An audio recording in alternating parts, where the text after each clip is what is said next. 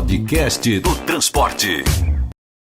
Muito bem. Podcast do Transporte no seu estúdio avançado na Arena NTP. E a gente está conversando agora, o grande tema é fidelização de clientes ou dificuldade. A gente está com o Gustavo Valheiro da Bostil e a gente está com a Joyce Nunes da Mais Mob. E os dois vão tentar destrinchar esse tema aqui com a gente. Eu sou gerente de canais digitais da Mais Mob. Canais de digitais? Todos os canais e produtos digitais. Tá. Site, aplicativo, Tá. produto QR Code digital. E uma das coisas que está também dentro do meu guarda-chuva é o clube de fidelidade. A gente teve uma grande experiência com ele no Rio de Janeiro, com o Clube Rio Card Mais. Enfim, a partir disso, desse entendimento, do sucesso que a gente teve no Rio de Janeiro, com muitos arranhões por aí, né? Muitas tentativas e erros, a gente chegou num modelo que fez muito sucesso. A gente bateu agora, em agosto, 1 milhão de pessoas dentro desse produto. E com esse entendimento, a gente começou a entender o que dava para a gente escalar isso e entregar esse produto para o resto do país. E aí aqui a gente está lançando o Clube Mob no modelo nacional. Então, qualquer praça que quiser, operadores, a gente consegue implementar isso rapidamente em parceria com a Bastil.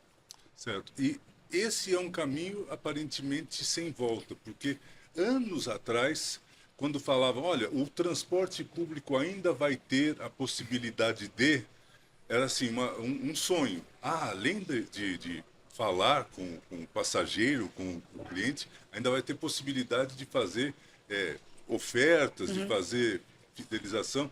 Enfim, já é realidade então e pode ser adotado por qualquer empresa ou por qualquer município. Exatamente, a gente tem essa triangulação ali, né, que a gente conecta o poder público, o operador, a empresa de bilhetagem e o cliente na ponta.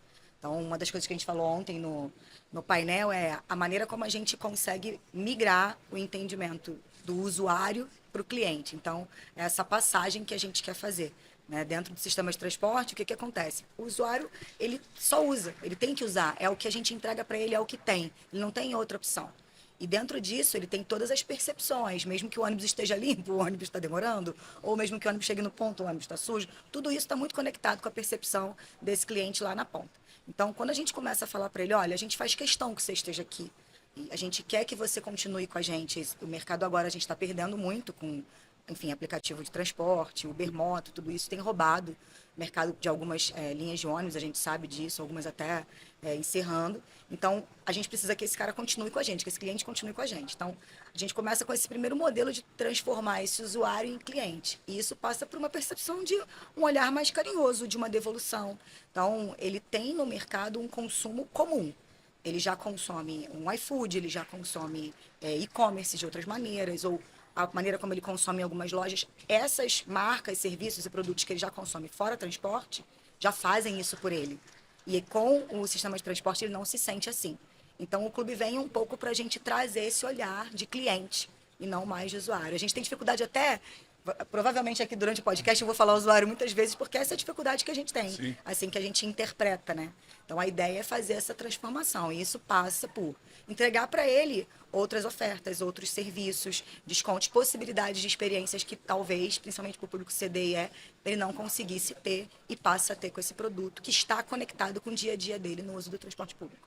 Bacana. Gustavo, agora o que eu tenho enfrentado muito é uma questão interessante que quanto mais fácil vai ficar na ponta do cliente, mais complicado é atrás do bastidor para realizar, né? Quais são os pulos tecnológicos que foram necessários? Roma, de fato, parece um grande restaurante, né? Parece que às vezes o que está dentro da cozinha é muito distante do prato que chega na mesa. Nós temos que começar da garagem operacional, do básico. Então nós vamos falar lá do GTFS, que é o dado planejado, que precisa estar correto, bonitinho, que na hora que o usuário vai ter lá o seu planejador de viagem, ele vai de fato receber aquilo que ele espera. Se uma linha deve passar às 8 horas da manhã, ela tem que passar às 8 horas da manhã. Mas para isso, a primeira coisa básica está lá no cadastro. Depois do cadastro, nós estamos falando de GPS. Então o GPS tem que ser um bom fornecedor, com uma boa qualidade, que vai estar com o vínculo correto de linha, que você não vai ter, mesmo que tenha um reaproveitamento de veículo, o CCO vai alterar aquele veículo. Porque no final, se a gente quer mudar a percepção do usuário, a primeira coisa é que ele tenha confiança no sistema. Não adianta a gente dar para ele cashback, benefício, se lá no início ele não tem confiança no sistema. Então começa do começo. dados com qualidade confiáveis para o passageiro. A partir daí, ele vai passar a, de fato, dar uma chance para o sistema de transporte. Então, agora eu começo a confiar, então, de fato, eu posso contar com esse serviço. A partir daí, aí ele pode se tornar cliente. Porque com o clube de fidelidade, quando a gente fala desses mecanismos, eles são a partir do padrão comportamental. Então, se eu sei que o usuário ele usa a linha 100 todos os dias às 8 horas da manhã, como é que eu posso melhorar a experiência dele? Porque se eu dou simplesmente a informação, ele vai passar a esperar mais. Porque se 8 horas da manhã o veículo vira na esquina e chega 8 horas da manhã, aquilo passa a ser trivial para ele, passa a ser o dia a dia. Então, isso é, vamos dizer, não é mais do que a obrigação de eu cumprir o horário que está planejado. Quando a gente fala, então, de clube de fidelidade ou clube de mobilidade, é exatamente trazer essas experiências de outras áreas para dentro do contexto de transporte.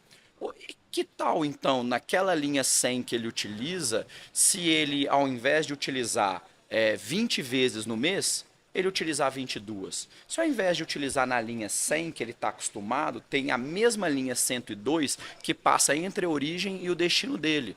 E se talvez ele pudesse mudar o seu horário de uso por 7 minutos e pegar essa linha?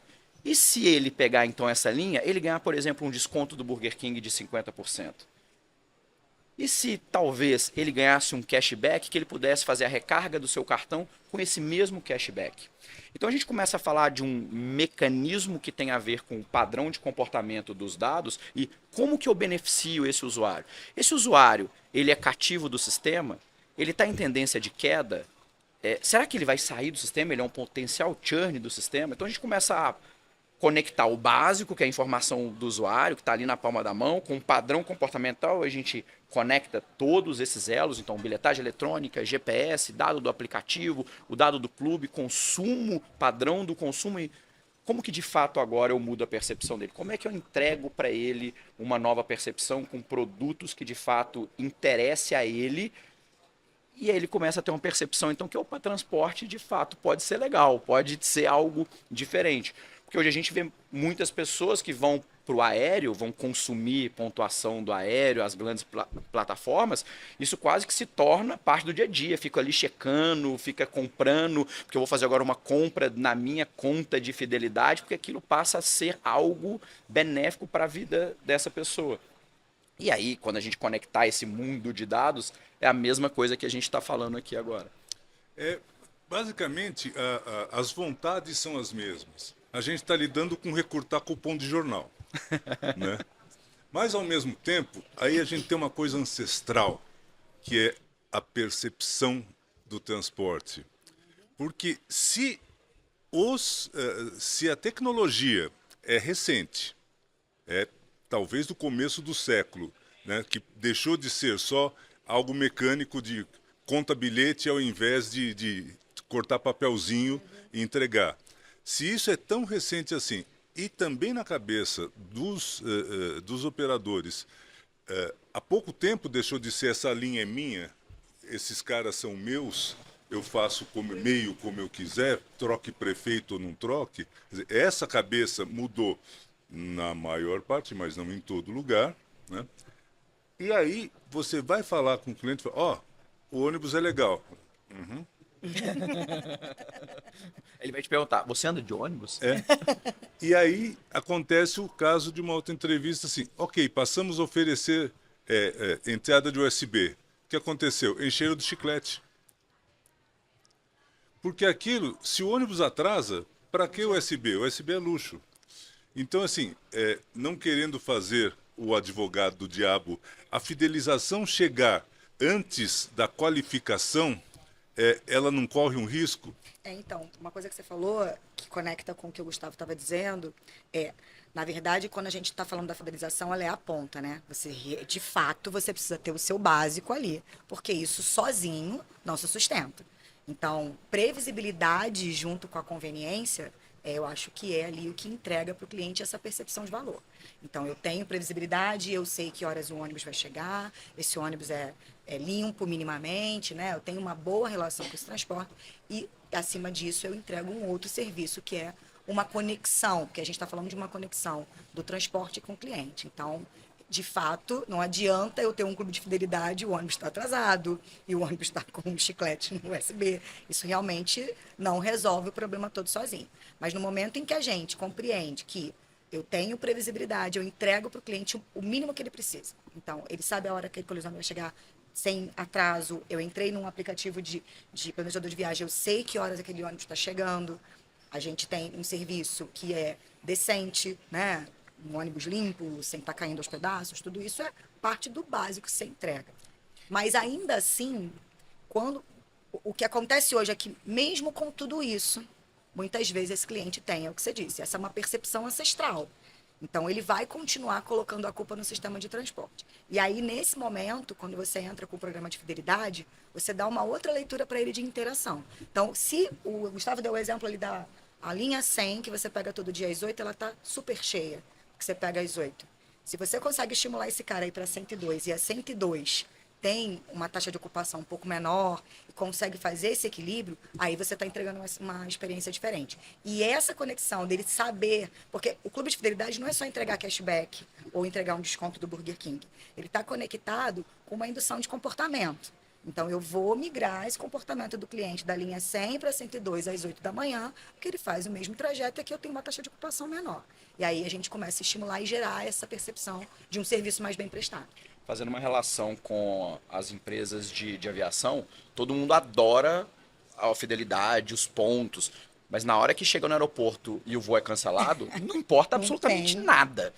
O serviço vai ser muito mal avaliado e a reclamação é a mesma coisa. Então, não adianta a gente olhar para o final se o básico não está sendo bem prestado. Então, quando a gente fala de como esse clube de fidelidade ele se integra, é que nós estamos falando de uma plataforma única. Eu posso ter o meu clube de fidelidade como única plataforma? Posso. Mas ele é muito mais poderoso quando o ecossistema ele é absolutamente integrado. Nós estamos falando de um planejador de viagem com precisão que vai dar informação para o usuário. E aí vamos de novo começar do começo. Eu sei que uma linha ela atrasa todos os dias, ela não atrasa. Porque se ela atrasa todos os dias, é só eu mudar o código de horário agora, eu sei qual que é a previsão dela. Então, existem mecanismos tecnológicos de padrão comportamental também da viagem que é muito fácil serem endereçados quando você sabe de fato, você tem essa informação. Existe uma questão cultural que precisa ser mudado com os operadores? Com toda certeza. Mas existem mecanismos tecnológicos que podem suportar e dar ferramenta para que isso seja, vamos dizer, endereçado, melhorado e resolvido. Então, quando a gente entende o que acontece de viagem, a gente resolve essa parte básica com informação de qualidade, com informação previsível, com informação confiável, então você começa primeiro a resolver para o usuário essa questão. Vão acontecer situações emergenciais, igual no Rio de Janeiro, que aí fecha. Isso vai acontecer e a sua aplicação tecnológica também tem que ser capaz de informar o passageiro. Quando você tem uma aplicação oficial que comunica diretamente com o passageiro, ele recebe inclusive isso. Ele vai receber um push notification, que é uma mensagem direta para ele, que você vai ter uma alteração de rota, que, por exemplo, a linha não vai passar. Então, olha, você não pode ficar esperando o seu ponto de ônibus, ela não vai passar, para ele poder tomar uma decisão. Quando você tem essa relação com o clube, você pode inclusive bonificar, igual as empresas também de companhia aérea fazem. Foi cancelado? Eu vou te dar aqui ponto, eu vou te dar aqui um cupom de desconto, porque eu sei que eu errei. Então, atrasei a linha, que não era previsto, que agora eu já sei, é um outro problema que eu tive operacional. Então, eu vou te dar um cupom aqui para te diminuir a sua má percepção do sistema. É aí que entra a capacidade potencial do clube num sistema todo integrado. Aí é que o que vai bater na cabeça, estou reduzindo muito, assim, ele pede desculpas pelo erro. Que normalmente é assim, atrasou. Né? Enfim, não tem, a relação ainda é muito unidirecional. Existe Joyce, existe alguma amarração ou existe alguma algum nível de informação que é necessário antes de você aceitar implantar o clube em outros lugares? A gente precisa, quando a gente tem 3 etapas de implementação, né? Uma em que a gente entra e a gente já, imediatamente, a partir do momento que o cliente faz parte do clube, a gente já entrega alguns benefícios para ele entender que a plataforma já traz algum retorno. Depois a gente precisa dos dados de bilhetagem para conseguir saber onde que o Roma anda, que horas, né? E a gente faz todos esses desafios que a gente chama, porque o clube tem um modelo de gamificação a partir do comportamento único. Então, para você eu entrego de um jeito, para o Gustavo eu entrego de outro, para mim vai ser de outro. Então, a gente precisa desses dados, eles são pré-requisitos para a gente ser capaz de fazer todo esse entendimento, essa interação. Porque senão você pega, e aí vamos reduzir, você pega o prefeito, né, perto do ano eleitoral, ele fala, opa, o ônibus agora vai dar desconto. Ah, mas ele não passa. Mas vai dar desconto. Ou seja, você vai. É aquela coisa de você botar uma peruca num banguela. Eu acho que é politicamente incorreto falar isso. Mas, enfim, você faz uma coisa que é bacana, que é funcional, e de novo, você não resolveu o seu ABC. Não vou mudar de assunto, mas é exatamente a relação do tarifa zero. Tarifa zero como consequência ou como fim. Então, se o tarifa zero é uma consequência de um modelo de remuneração subsidiado e você tem capacidade para isso, resolver os problemas estruturais de qualidade, pô, é excelente que eu possa fazer isso como uma política pública. Mas se eu não tenho condição, ou se isso é muito penoso, eu vou abrir mão de outras coisas, por que não estar no meio termo? Então, é exatamente, eu posso fazer através do clube de fidelidade também uma política pública de benefício, da tarifa, por exemplo, subsidiada no Fora Pico, eu posso dar através do cashback, eu posso dar o fim de semana gratuito, posso. Eu posso dar somente para quem não anda, por exemplo, meia tarifa, eu já tenho um cara que recebe, por exemplo, o VT, que está cadastrado, mas eu posso dar, por exemplo, para aquele que é pagante de outras modalidades, para ele andar mais. Eu posso incentivar, por exemplo, para o próprio gratuito, que já é gratuito, andar em outros horários e bonificar mais ele? Posso. Tudo isso, então, é dentro de um mecanismo que faça sentido para cada município e operação. E é por isso que a gente fala, não adianta a gente querer chegar no final se a gente não entende o meio. Então, é sobre dados, é sobre comportamento, e cada caso vai ser um caso. E é nesse momento que a gente para de olhar para o cliente como usuário e olha como cliente. Porque aí a gente entende como ele se comporta com o transporte, né? Senão eu faço isso, eu dou 50% para todo mundo ou só peço desculpa. Mas nesse caso, até quando eu peço desculpa, eu peço para o cliente certo. Eu não peço desculpa para todo mundo, né? Não é aquele e-mail que você recebe e você fala, tá me oferecendo um negócio que eu já tenho, que eu já consumo, tá me dando uma informação que não cabe para mim. Não me conhece. Não me conhece. É isso que a gente muda quando a gente implementa o clube. Uma questão de como abordar essa mudança cultural que vem de décadas, vem do tempo, junto com a invenção da roda, eu acho que inventaram a reclamação do ônibus, né? A hora que estava lá quebrando a pedra, eu falei, essa pedra vai atrasar. Né? Eu vejo como uma abordagem múltipla de comunicação, de marketing e de próprio outras ferramentas que precisam estar juntas. Porque se você faz isso só do ponto de vista, eu estou misturando as disciplinas, mas marketing, você acaba não passando pela comunicação necessária, ou seja, pela base, e até você lidar com a cabeça da imprensa, por exemplo. Então, cabeça de imprensa. A cidade acabou de lançar um sistema que vai beneficiar as pessoas, que vai dar um aplicativo que vai ter desconto. Estamos aqui com fulano de tal. Seu ônibus chegou na hora. Ah, não, atrasou. É claro, a notícia é a quebra. A notícia é o que não aconteceu. Da mesma maneira que hoje você você cancela uma personalidade de 100 mil contatos com 5 reclamações que vão sair num portal maior e que vão repercutir muito mais, ou seja, 5 pessoas derrubaram o que você fez, trabalhou, pesquisou, produto, serviço e tal, durante anos, porque eles são 0,05 que você já sabia que não ia usar e que não ia gostar. Né? Então tem percepções que aí passa por comunicação mesmo, que hoje são desafios muito maiores. Né? Anos atrás você, vamos trabalhar com jornal, vamos trabalhar com rádio, vamos trabalhar com TV. Não, hoje vamos trabalhar com um monte de gente. Né? Então, assim, eu admiro quando eu vejo a apresentação juntar pontas desse jeito. Que bom. Né?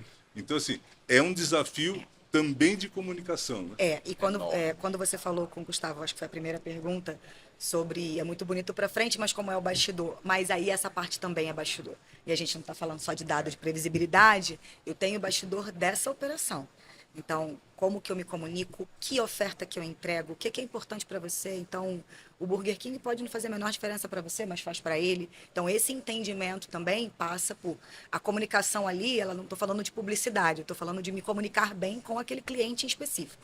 Então, isso é uma das coisas mais difíceis. Então, tem duas etapas que eu acho que são bem difíceis que estão conectadas com o dado. Uma é entender esse comportamento de uso do transporte, fazer essa indução ou dar a ele essa recompensa, e o outro é que recompensa que faz diferença para ele. Porque senão ele está ali cumprindo todas as coisas que a gente está sugerindo, mas ele está ganhando um monte de coisa que ele não quer e que não serve para ele. Aí também o produto vai embora.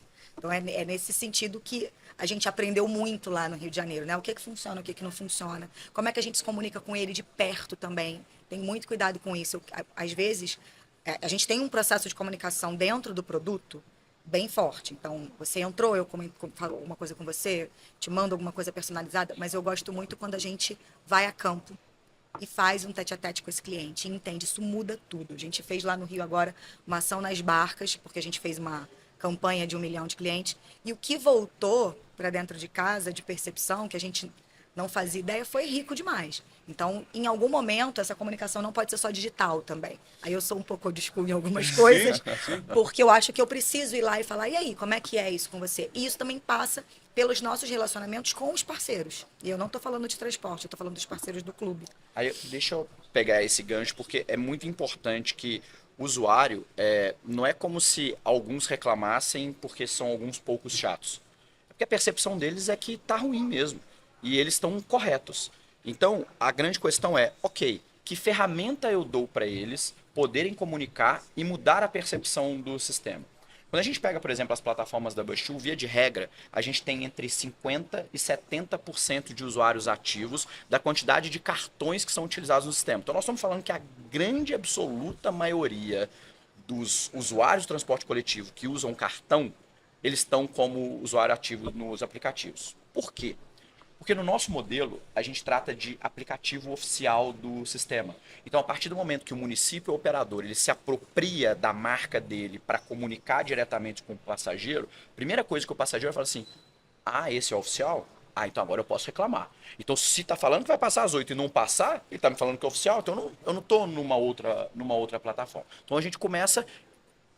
Parece muito simples, mas isso já muda muito a percepção do usuário.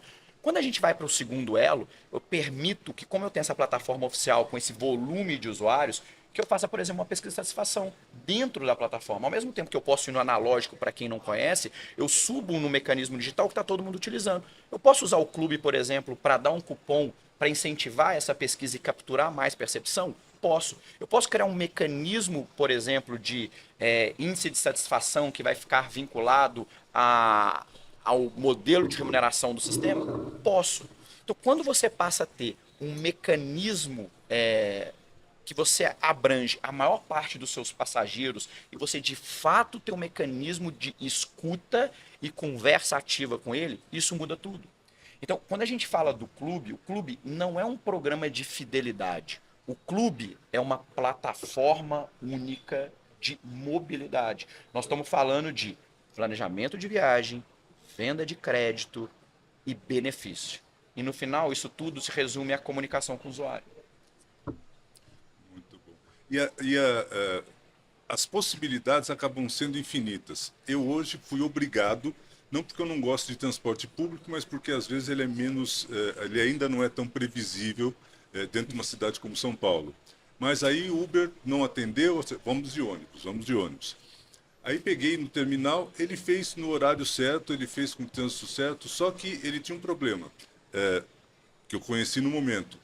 Existe a possibilidade de ele não passar no ponto em frente aqui ao Transamérica Expo em dia de evento, porque fecha a rua, o acesso da Marginal, e você faz um ônibus que vai acabar no outro terminal Santo Amaro, tal, que não é o ônibus que vem para o evento, você gasta meia hora, você atrasa tudo, então eles estão autorizados a fazer uma pequena volta de 2 ou 3 pontos e param para frente. Agora, isso como é que eles gerem? Eles têm um gerente num grupo de WhatsApp e que tem os motoristas informando, olha, acho que pode vir porque tá bom. Não, é que eu tô com um idoso aqui que quer parar no Expo Center. Vamos? Ah, não, acho que dá, então tá bom. Então eles me deixaram no ponto aqui em frente, por um micro ajuste.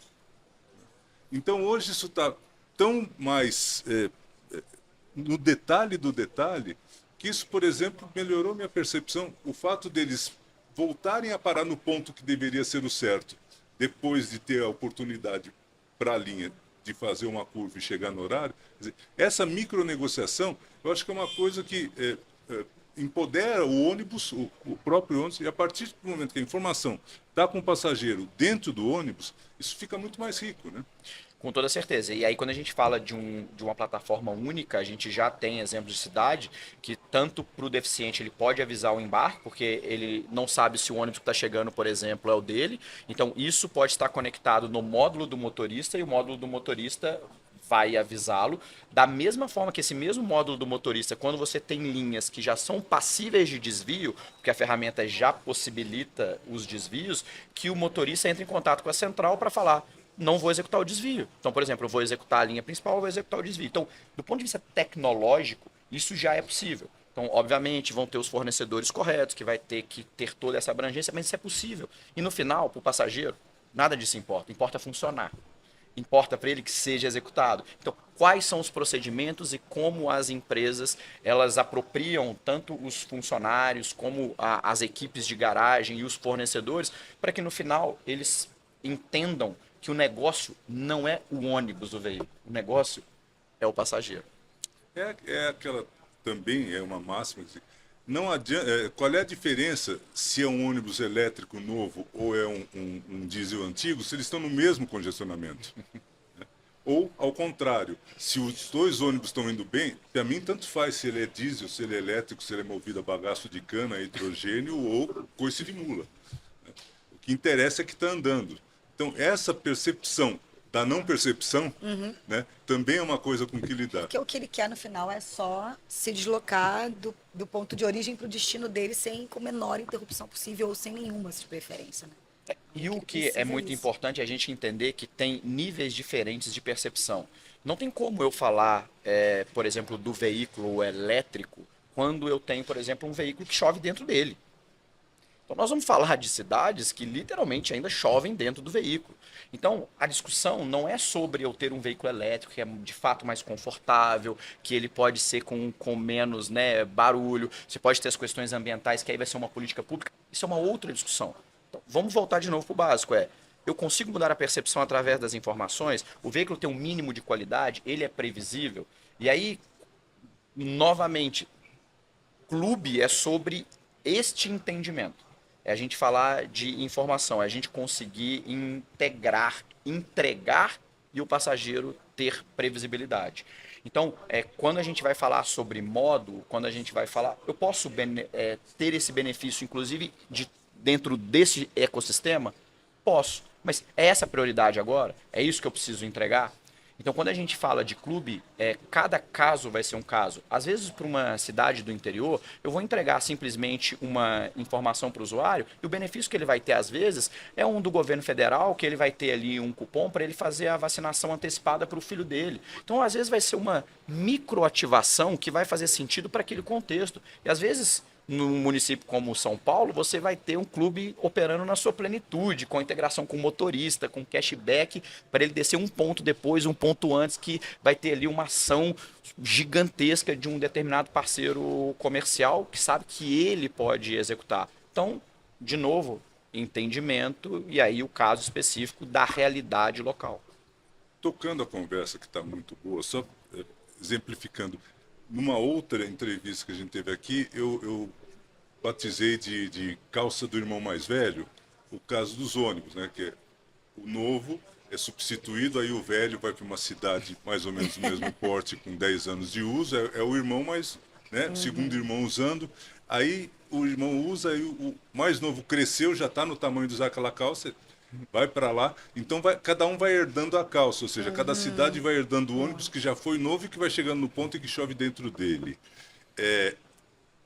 Vai levar tempo até que haja uma diminuição da idade da frota para os 4, 5 anos almejados aí por todos. O benefício também vai ter que ser Euro zero, né? Benefício também vai ter que ser adaptado para uma cidade que assim, acabou de botar a bilhetagem, porque senão o pessoal do governo federal não vai Fazer fornecer, repasse. não vai fazer repasse. Então, desde o mais básico, né? Chegamos no Velho Oeste e vamos instalar o nosso computador. É a imagem falando sobre como trazer os dados das cidades para dentro de sistemas. É a chegada do computador e aí o profissional, que ainda era chamado de guarda-livros, olha para a parede e tem 10 estantes de pastas de papel. Elas têm que sair de um lugar e ir para o outro. Quando a gente chega, por exemplo, vamos pegar municípios, por exemplo, do norte do Brasil. A gente tem estados que estão operando quase absolutamente tudo em emergencial ainda. Quando a gente chega, às vezes, em situações dessa, às vezes o clube, o propósito dele vai ser literalmente para as pessoas entenderem o que é um transporte com o mínimo de regulação.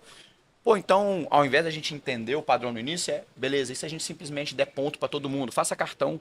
Ah, mas eu estou acostumado a pagar em dinheiro porque é um sistema emergencial que eu pago com a alternativa, não sei que horas que ele passa. Isso eu simplesmente, literalmente, trazer benefícios para que ele entenda o que deveria ser o básico. A gente pode trazer o clube como um mecanismo de implementação de algumas políticas públicas também, né? Então, eu preciso fazer um cadastramento, eu preciso fazer um recadastramento. Você pode conectar isso para quem faz parte do clube. Uma vez que ele está ali dentro, você consegue trazer outras informações e fazer outras conexões.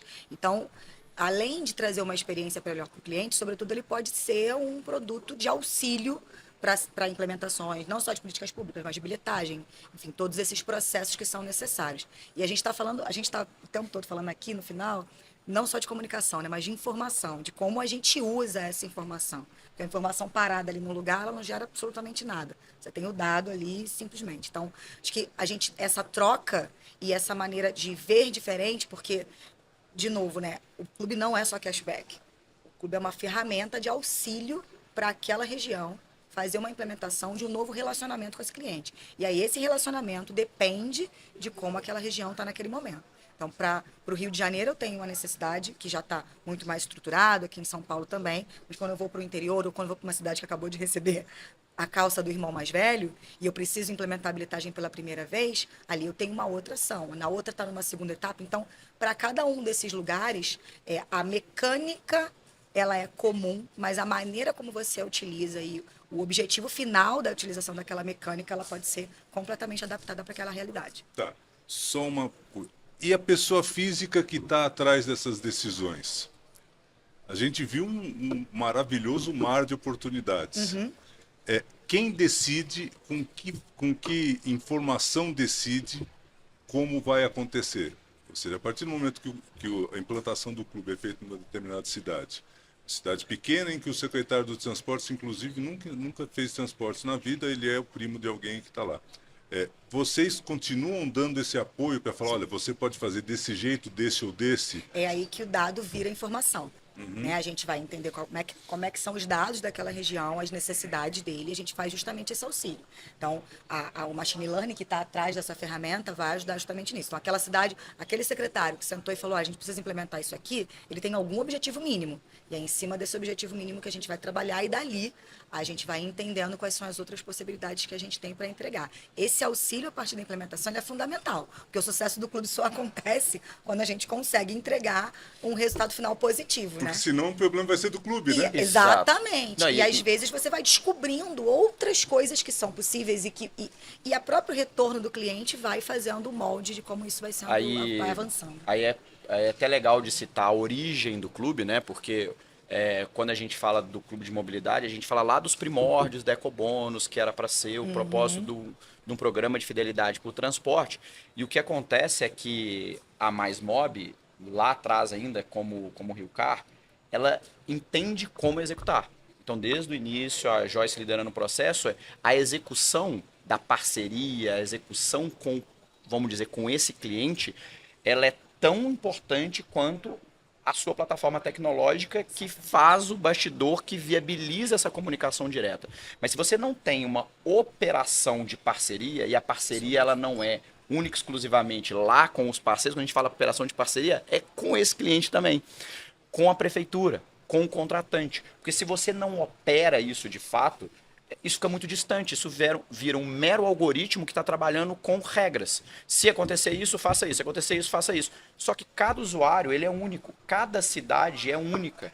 Cada um tem um desejo político, institucional e para onde quer chegar como objetivo único. Então, essa operação de parceria é sobre isso. É aonde eu quero chegar, como eu faço. Então, quais os parceiros são adequados aí do ponto de vista comercial para cada localidade, quais os desafios vão ser convenientes para aqueles passageiros e o que eu tenho oportunidade, aí sim, baseado em dados, para eu executar e mudar a percepção dele. E nesse momento é muito importante que a região troque informação com a gente, divida com a gente quais são os principais dores, quais são as necessidades, que a gente vai conseguir auxiliar dentro desse processo. Sem esse conhecimento, o clube por si só, para ser implementado e usa 5 vezes no ônibus e ganha um desconto, isso não é suficiente para absolutamente nada. Então, ele não entrega só um retorno para o cliente. Tem uma conexão indireta aí. Eu entrego informação e possibilidades de ação para o contratante, seja poder público ou operador, e isso faz com que eu entregue para o cliente uma outra experiência, que pode estar conectada com a melhoria do transporte, que pode estar conectada com o próprio retorno financeiro ou com, enfim, o desconto que ele vai receber, a experiência que ele vai consumir a partir disso. Gente, muito obrigado. A conversa foi muito boa, não só do sentido do produto, mas também o tanto que vem de assunto conectado com isso. A gente, no fim das contas, está falando sobre todo o sistema da mobilidade ao falar do clube. E a percepção de que isso é uma coisa que acontece, que está sob vigilância, debaixo do óculos, isso é muito importante. Que bom. Obrigado, Gustavo. Obrigado, obrigado. Joyce. Muito obrigada. Até a próxima. Tchau. Podcast do Transporte.